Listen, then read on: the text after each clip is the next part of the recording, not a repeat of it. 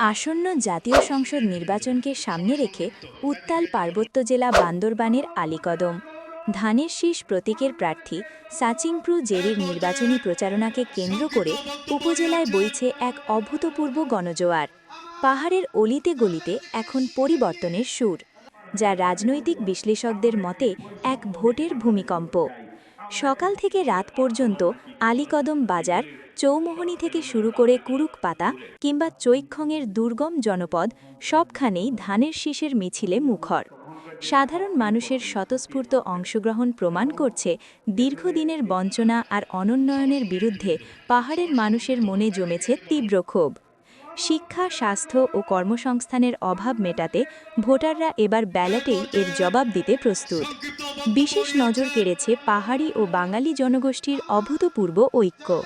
প্রচারণাকালে Sachingpru Jerry অঙ্গীকার করেছেন, নির্বাচিত হলে পাহাড়ের ভূমি অধিকার রক্ষা এবং সব ধরনের বৈষম্য দূর করে স্থায়ী শান্তি ও সম্প্রীতি প্রতিষ্ঠা করবেন।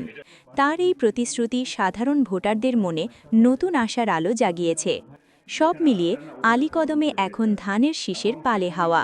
বঞ্চনার ইতিহাস পেছনে ফেলে নতুন এক ভোরের অপেক্ষায় পাহাড়বাসী। আলীকদমের প্রতিটি প্রান্ত থেকে এখন একটিই বার্তা প্রতিধ্বনিত হচ্ছে, এবার পাহাড় কথা বলবে, আলীকদমে ভোটের রায় বদলাবে।